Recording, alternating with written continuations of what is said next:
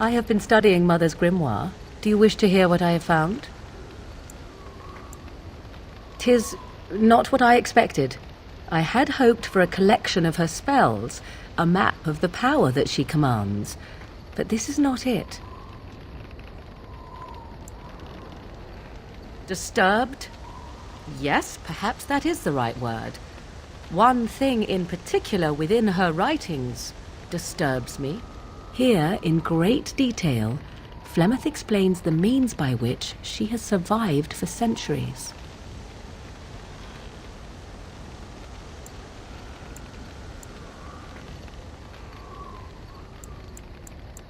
Oh, if only 'twere so. Flemeth has raised many daughters over her long lifetime. There are stories of these many witches of the wilds throughout chastened legend, yet I have never seen a one, and always wondered why not. And now I know. They are all Flemeth. When her body becomes old and wizened, she raises a daughter, and when the time is right, she takes her daughter's body for her own.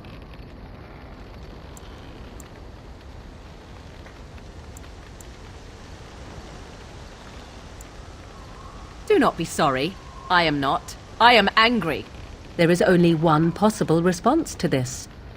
Flemeth needs to die. I will not sit about like an empty sack waiting to be filled. Flemeth must be slain, and I need your help to do it.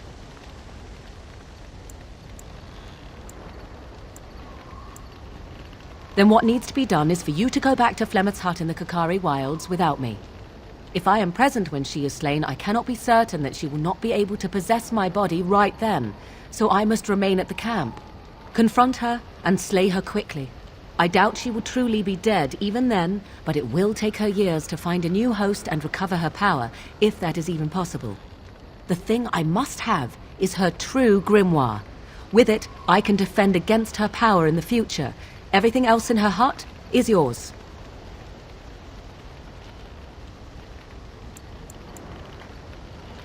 I am grateful. The sooner this can be done, the sooner it will set my mind at ease.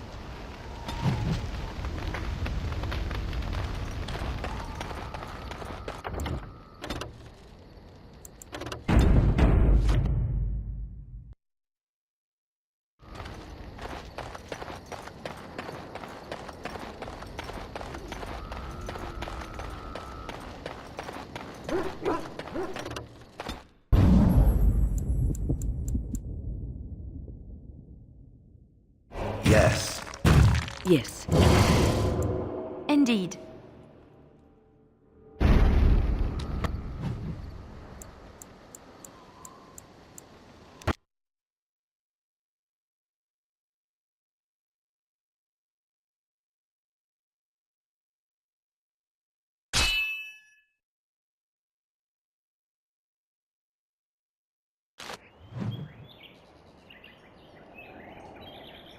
How did a child survive that? The crater is still smoking. It's a boy. 5 fingers, 5 toes. That's all that matters to me. The Maker has answered our prayers. Let's go home, Marta, and raise the tyke as our own.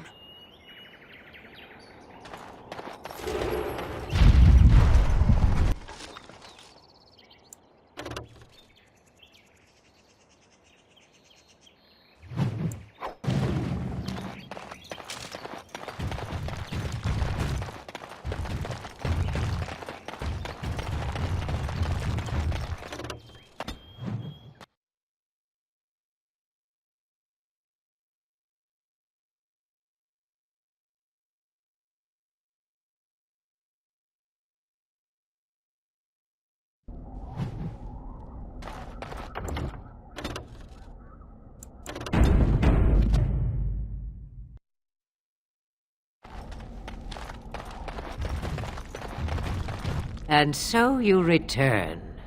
Lovely Morrigan has at last found someone willing to dance to her tune. Such enchanting music she plays, wouldn't you say?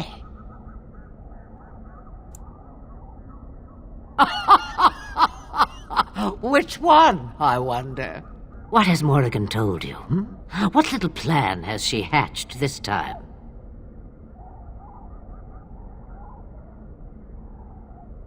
That she does. The question is, do you?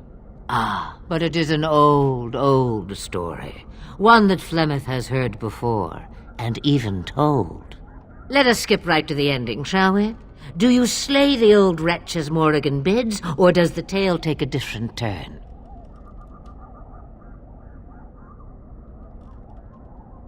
Morrigan wishes my grimoire? Take it as a trophy. Tell her I am slain. I go. Perhaps I surprise Morrigan one day. Or I may simply watch. It would be interesting to see what she does with her freedom. Enlightening, even. Would you give an old woman that? It's far easier this way, don't you think? The lies are always more fun. Not killing Morrigan's mother. That is the more noble choice, right? Right? A tangled web you weave, Warden. I hope it's for good cause. The book is inside the hut, with notes and spells enough to make even Morrigan blush with delight. You and I will not meet again. That I guarantee.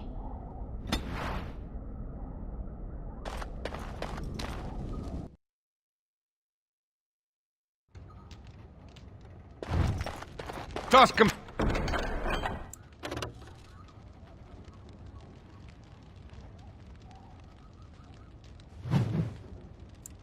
Please, on to the next.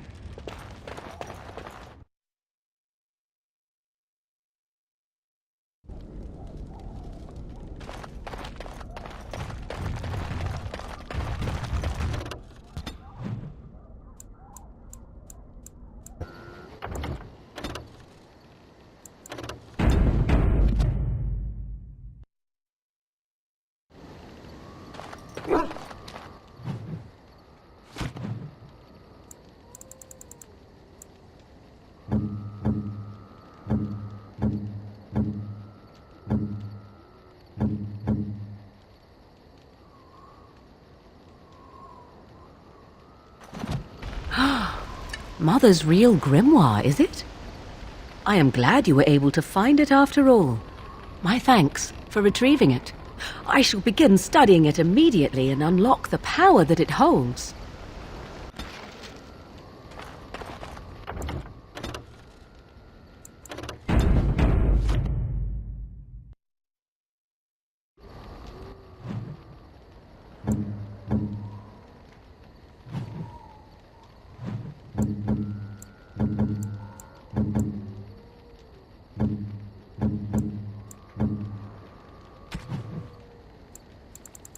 Oh, how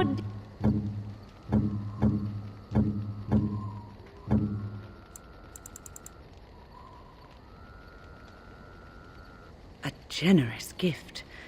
Thank you ever so much. A generous gift. Thank you ever so much.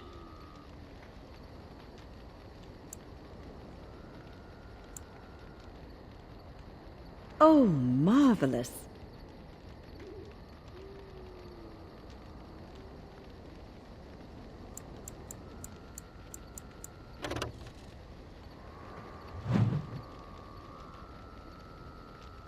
Oh, marvelous.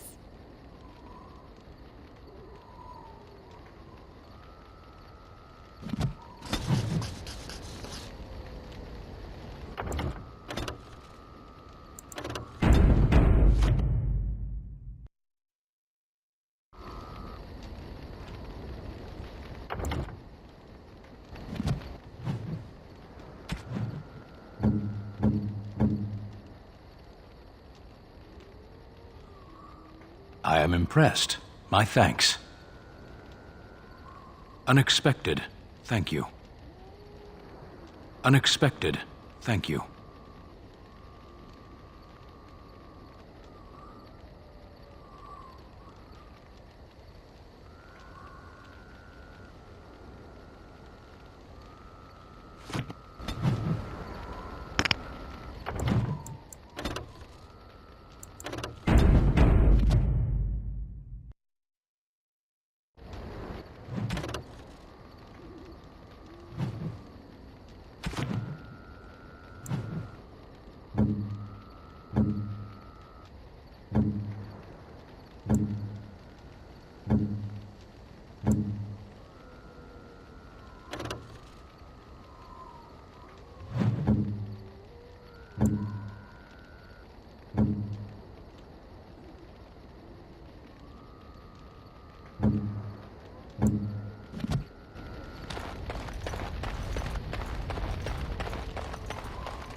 What's on your mind?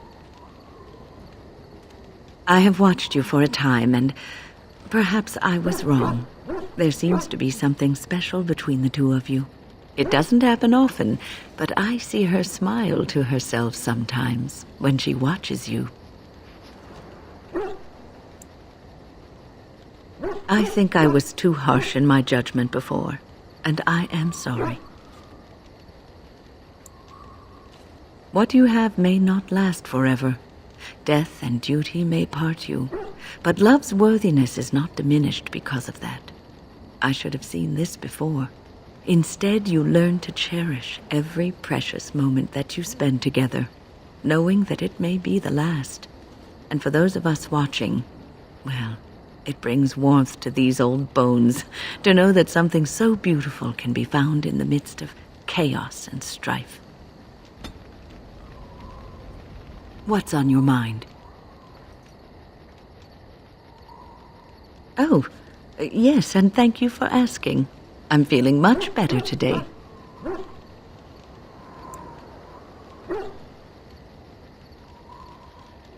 Well, thank you for your kindness, my dear. It certainly warms these rickety old bones. What's on your mind? Is something troubling you?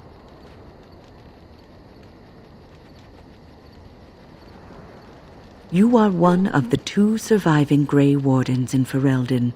You defend all of us, and much rests on your shoulders.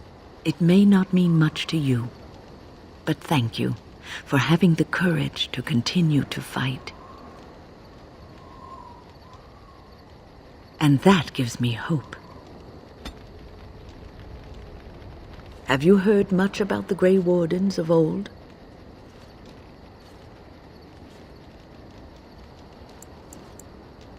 Griffins. Alas, that seems to be the only thing people remember from the tales. The mighty flying mounts that bore the Grey Wardens into battle.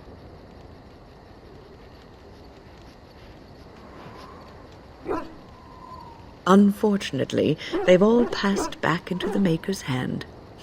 So that wish will have to go unfulfilled. It was said that watching the Wardens ride in on their white griffins was enough to rouse a weary heart and put the dance back in the step of an old man. The Grey Wardens were powerful, feared and respected, but they also inspired the common people. I remember a tale that was told to me many years ago. The blight had ravaged the land for months, and the armies of the great kings had amassed for one last stand. As the sun burst through the clouds that boiled and churned in the dark sky above, it illuminated a vast, seething horde of darkspawn, with the archdemon at its head. And it was then, when courage seemed to fail, and all lost to death and despair, that the Grey Wardens came. They arrived with the beating of wings like mighty war drums and stood before the armies of men.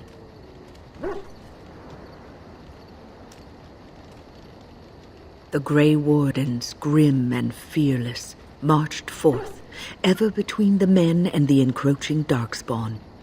They formed a shield of their own bodies and held that line until the archdemon was dead and the last darkspawn lay trampled in the dirt. And then, demanding neither reward nor recognition for their sacrifice, the Grey Wardens departed. When the clouds finally rolled back and the sun shone full upon the blighted ground, the great kings knew that they had lost no men, and none of their blood had been spilled. You are observant. This is a tale about no battle the Grey Wardens have fought, and yet about them all. They have always defended us from the darkspawn, taking losses so we do not have to. people may have forgotten over the centuries, but nothing has changed. This knowledge has been blessing and burden to Grey Warden's past, and now it shall be your blessing and your burden.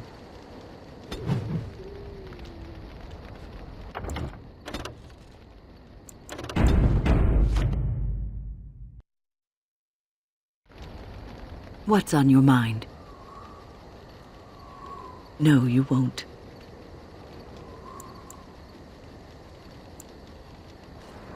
I don't think so either. You would not have been happy living a dull, uneventful life, dying in obscurity. You wonder sometimes, don't you? If your life would be better if you weren't who you are. When I was a young woman in the tower, I came to the realization that the circle would be my life, and I would know no other. Family, love, a simple life. These were things that others took for granted, that I would never have. It made me very moody. All I could think of was being trapped in that tower with no way out and no end in sight. I started hating my life and myself, and one night I found myself in the tower's chapel. I was seeking refuge, maybe answers. I must have looked tearful or made some noise, because the revered mother came out and decided to speak to me. And because I had no one else to talk to, I talked to her. I must have said many silly things, but she told me that the Maker puts us all on our paths for a reason, and fighting our intended course is what causes so much anguish.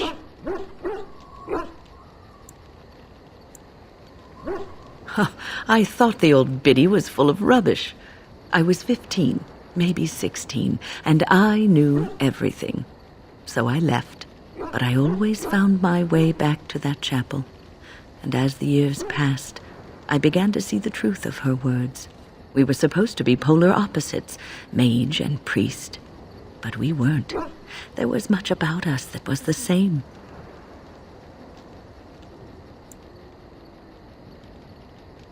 The revered mother had lived in the chantry all her life, as I had been in the tower for all of mine.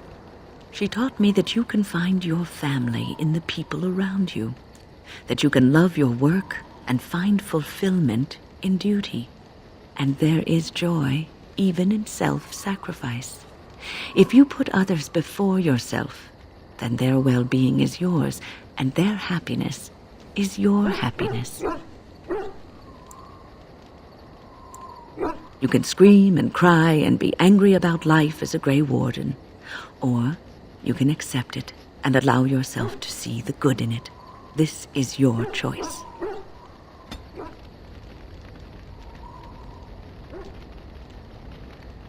What's on your mind? I will answer to the best of my ability. What's on your mind? It is no trouble.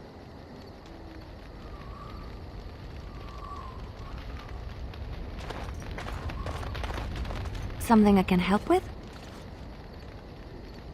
Yes? What's on your mind?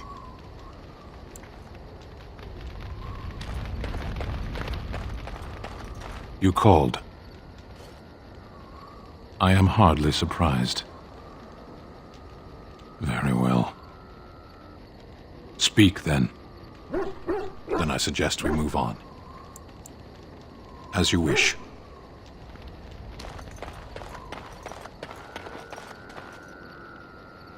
Something you need? I'm sure either my boy or I can help you out. I'm sure you'll be pleased with the goods my boy and I have collected, and with your discount. I wish to ask a question of you. I wish to know your opinion of love. You and I have been intimate, for one. We have been close for some time now.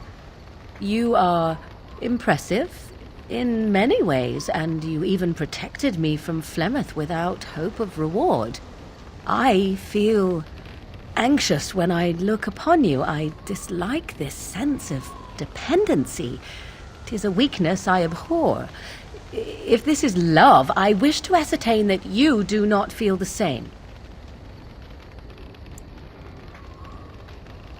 Then we are both fools, and we need to do something immediately. I have allowed myself to become too close. This is a weakness for us both. You are not listening to me. Do not be such a fool. This is for your own good. I am not like other women. I am not worth your distraction, and you are not worth mine.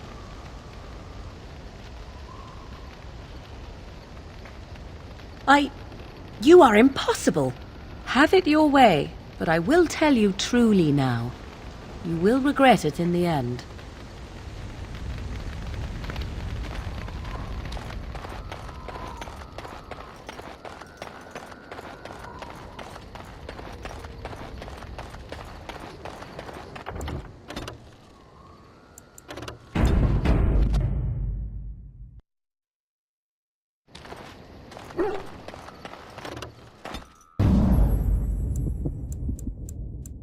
Yes.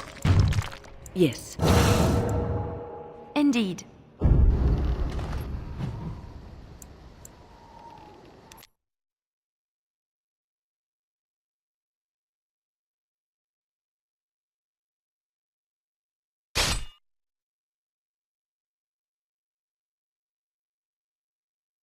Cursed creatures.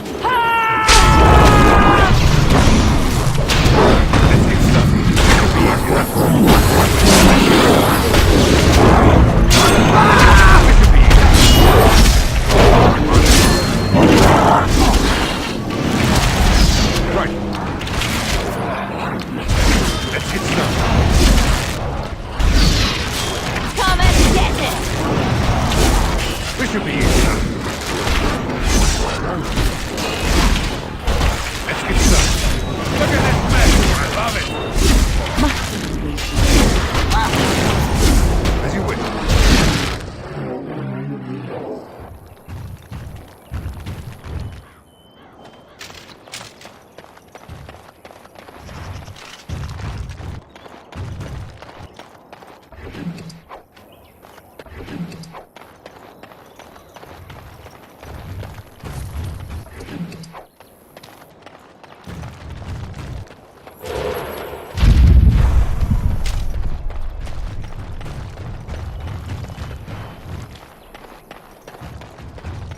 Darkspawn approach. Watch for their blood. This should be easy enough. Down! Right. Desperation is an ugly perfume.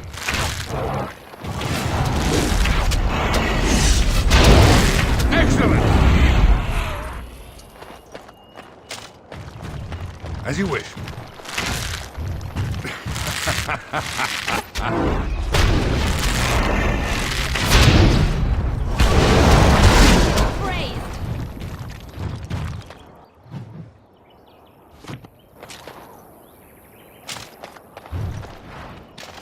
Trap! Trap! Trap!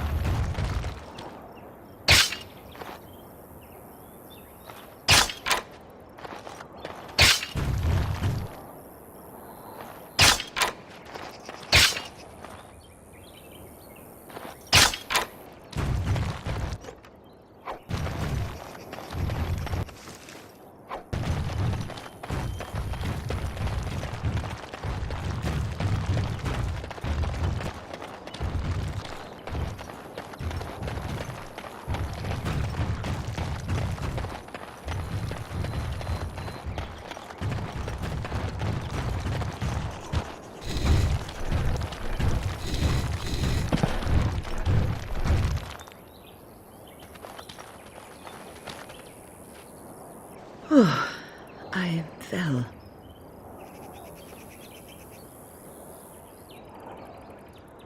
For a moment there, I thought it was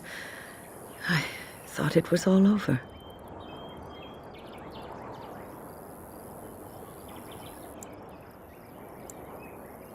everything. I will explain everything when we are back at camp. Now is not the time.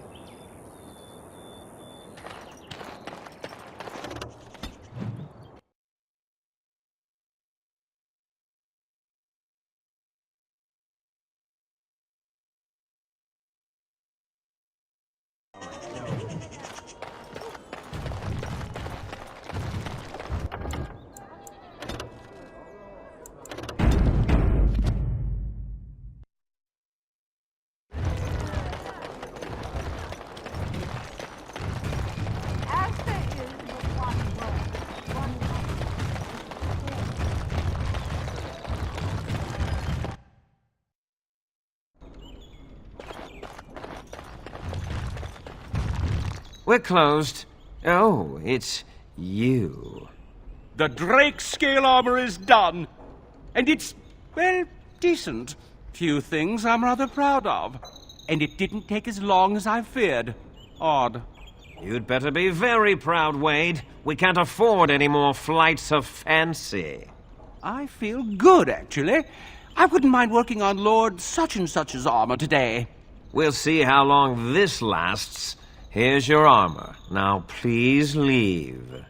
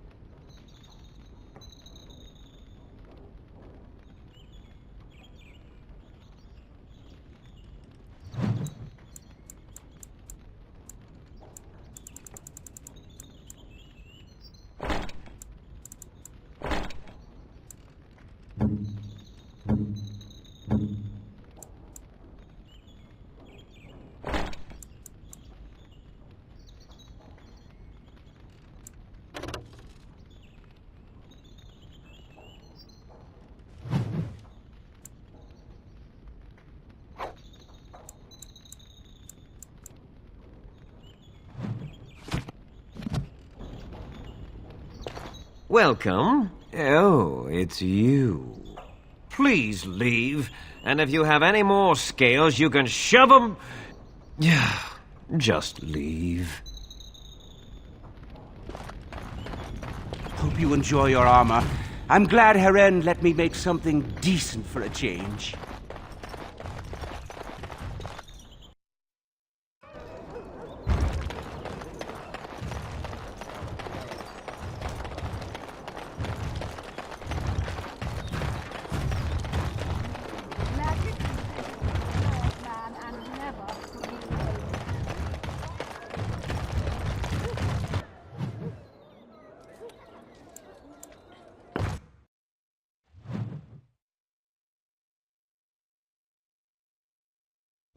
I think I owe you an explanation for what happened earlier. You should know that something happened to me at the tower before you came along. You spoke to Petra, did you not? She told you I saved her from a demon. I did, but I did not survive that encounter. Let me explain fully. I engaged a very powerful demon to rescue Petra. It sapped me of all my energy and will and left me drained. It took everything I had to defeat it.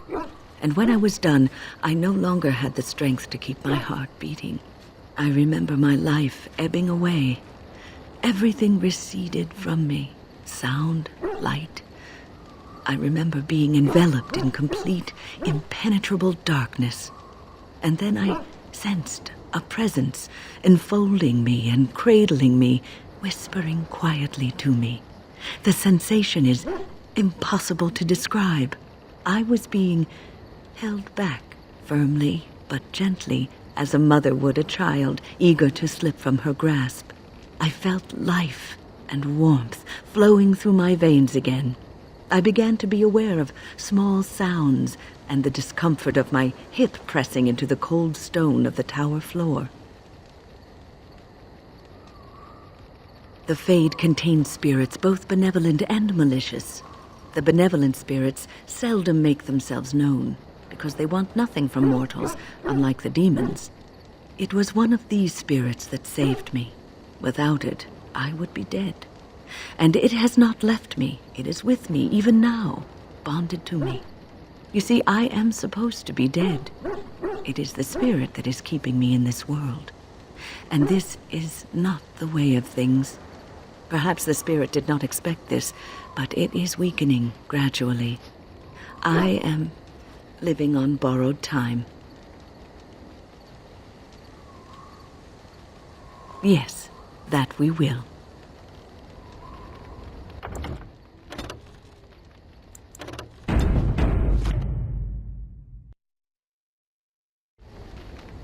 What's on your mind?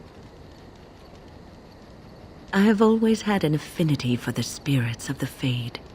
As a child, I never feared my dreams because I knew they were there. I've always been able to feel the spirits, even if I never saw them. And as I nurtured my talent in the circle, I became more sensitive. I began to notice every time I was in the Fade, whether it was in a dream or in magical practice, that I was being watched. I suppose they must. It is these benevolent spirits that create our dream worlds in the Fade. Sometimes I would see it, a glowing, nebulous form. Most times I would just feel its presence, gentle and comforting, but somehow alien. I think it is a spirit of faith. They have never been seen before, and perhaps I am wrong. But something tells me I'm not. It always felt like the same entity. This one spirit was curious about me, and was guarding me, for want of a better word. There were times when I was in the Fade that it seemed to stretch forth to shield me, keeping me safe. And I think it gave me strength in my most terrible battles, Ostagar being one of them.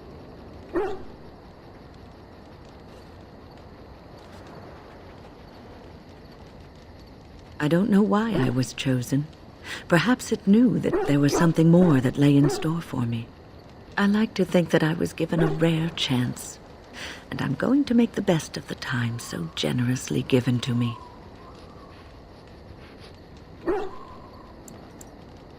I will not lie motionless in a bed with coverlets up to my chin, waiting for death to claim me. That is not the death for me. And so I will fight alongside the Grey Warden, and help prepare him for the task that is yet before him. So you had better listen to me, because I swear, if I should fall before the end and you don't seem to be doing things properly, I'll get up again to give you a good finger-wagging. You know, I think you'll be all right, even without my help.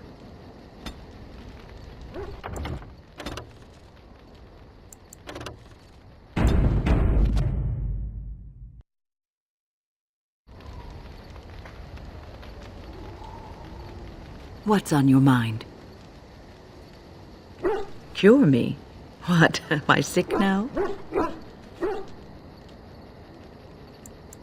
Even you know that you cannot cure the dead. And I'm not the only one dying. You are too.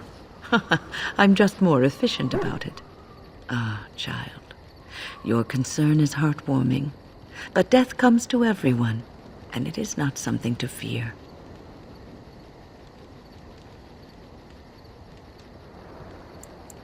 People fear not death, but having life taken from them.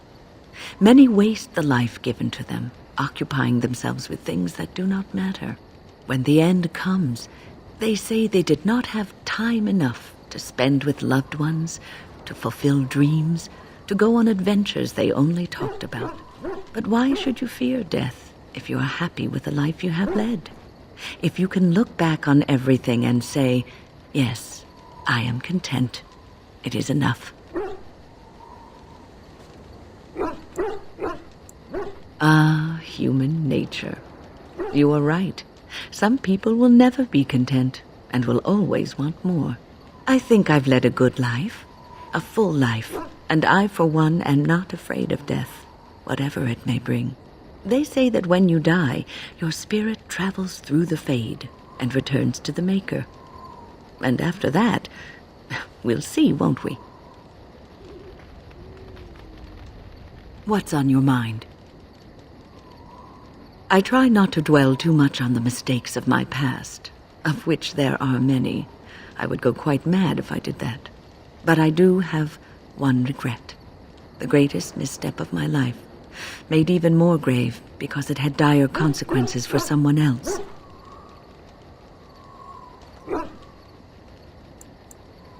Perfect? Hardly. I aspired to it, but have fallen quite short. Quite short indeed. Years ago, I was assigned as mentor to a lad, Anarin. He was my first apprentice. Anarin was an elf, raised in one of the elven alienages, and he was very mistrustful of humans, especially humans in authority.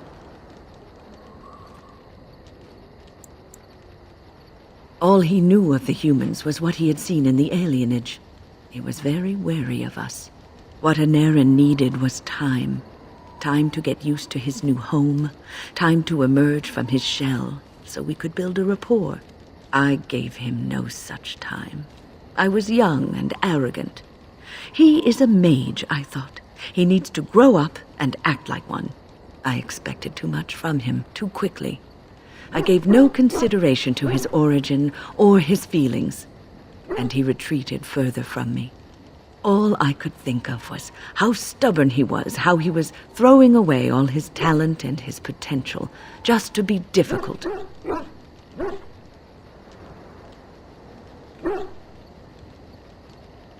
Oh, I dread to think. I was a harsh taskmistress. He might have thought I was a demon in disguise. You cannot plant crops in the cold, wintry ground. You cannot teach a student who is closed off and unresponsive. Patience is what is needed, and I learned that too late to help him. Anarin ran away from the circle one night. I had berated him over some trivial, ridiculous matter that I no longer remember. I drove him away because of something utterly unimportant. He was a child, 14 at the time of his leaving. They had his phylactery, and they hunted him down. They called him Maleficar, a mage who practices forbidden magic, deserving of death. He was a child, misunderstood and lost. I begged the Templars to tell me if he suffered, if they gave him a quick death. I got no answers from them. I was his mentor, and they wouldn't even tell me what became of him. I should have known better. I had the best mentors. They were kind, compassionate. Why didn't I learn from them? I failed Anarin. All I had to do was listen to him. He would try to talk to me, and I would tell him to concentrate on his spells. He talked about the alienage sometimes, and the Dalish. He always talked about looking for the Dalish elves.